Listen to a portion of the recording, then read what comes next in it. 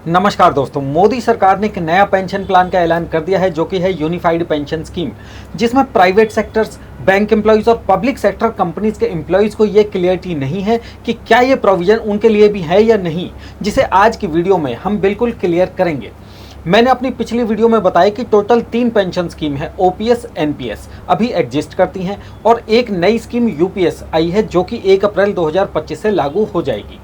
अब कर्मचारी 3 कैटेगरी के हैं, एक है सेंट्रल गवर्नमेंट के एम्प्लॉइज, दूसरा है स्टेट गवर्नमेंट के एम्प्लॉइज और लास्ट में आता है प्राइवेट सेक्टर बैंक के वर्कर्स।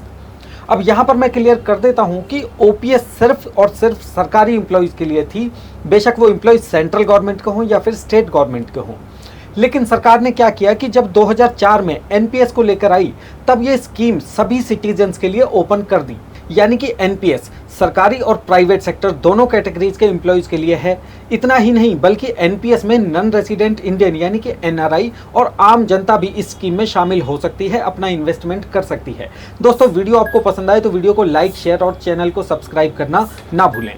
अब फर्क सिर्फ इतना रहा कि अगर कोई गवर्नमेंट एम्प्लॉइज एनपीएस स्कीम में जाता है तो उसमें जो कंट्रीब्यूशन है वो एम्प्लॉइज खुद देता है 10% और सरकार की ओर से कंट्रीब्यूशन मिलता है 14% का, यानी कि दोनों ही कंट्रीब्यूट करते हैं। जबकि बाकी सभी कैटेगरीज में सरकार कोई कंट्रीब्यूशन नहीं करती है, यानी कि सिर्फ प्राइवेट एम्प्लॉइज या जनरल पब्लिक अपना अपना कंट्रीब्यूशन खुद ही करती है। हालांकि सरकार ने एक ऑप्शन दिया है कि कोई भी सरकारी एम्प्लॉइज एनपीएस से यूपीएस में कभी भी मूव कर सकता है रिटायरमेंट से पहले।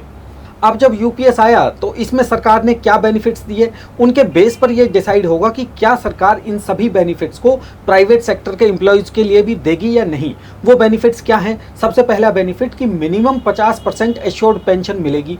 50% किसका? यानी जो भी आपकी लास्ट बेसिक सैलरी होगी उसका। दूसरा, 10 साल की सर्विस पूरा होने पर कम से कम आपको 10,000 रुपये की पेंशन गारंटीड मिलेगी सरकार की ओर से। फैमिली पेंशन भी सरकार देगी, रिटायरमेंट पर ग्रेच्युटी भी देगी और लमसम अमाउंट भी आपको कुछ ना कुछ देगी। मैंने ये सभी प्रोविजन बहुत शॉर्ट में बताए हैं क्योंकि इस वीडियो का मेरा पर्पस आपको सिर्फ ये बताना है कि क्या यूनिफाइड पेंशन स्कीम के प्रोविजंस प्राइवेट सेक्टर के एम्प्लॉइज के लिए भी अप्लाई होंगे या नहीं। हालांकि इन सभी प्रोविजंस के लिए मैंने एक डिटेल वीडियो विद कैलकुलेशन की हुई है जिसका लिंक आपको डिस्क्रिप्शन में मिल जाएगा। अब यहाँ पर सोचने वाली बात है कि जब सरकार एनपीएस स्कीम लेकर आई थी तब सरकार ने वो सभी इन्वेस्टमेंट के ऑप्शन जो हैं वो सब प्राइवेट सेक्टर के एम्प्लॉइज़ के लिए भी दे दिए थे। और दूसरी बात कि अगर प्राइवेट सेक्टर के वर्कर्स के लिए अगर कोई ग्रेच्युटी या लमसम अमाउंट का प्रोविजन होगा तो वो उनके अपने ऑफिस से होगा। बैंक या पब्लिक सेक्टर कंपनीज के अपने नॉर्म्स होते हैं जिसके अंडर वो एम्प्लॉइज़ को रिटायरमेंट बेनिफिट्स देते हैं। इसी तरीके से प्राइवेट सेक्टर के एम्प्लॉइज़ जो उनके एम्प्लॉयर हैं उनके भी अपने नॉर्म्स हैं, उसके अकॉर्डिंग ही उनको रिटायरमेंट बेनिफिट मिलेंगे। यानी कि यूपीएस स्कीम का कोई भी बेनिफिट प्राइवेट सेक्टर, बैंक या फिर पब्लिक सेक्टर एम्प्लॉइज़ के लिए नहीं है। उन्हें अगर कोई बेनिफिट मिलता है तो वो उनको अपने ऑफिस से ही मिलेगा, ना कि सरकार की ओर से। ये अलग बात है कि प्राइवेट सेक्टर के एम्प्लॉइज़ के एम्प्लॉयर यूपीएस के प्रोविजन से इंस्पायर होकर कुछ बातों को अपने ऑफिस में इम्प्लीमेंट कर दें। तो दोस्तों, आशा करता हूँ आपको ये वीडियो पसंद आई होगी।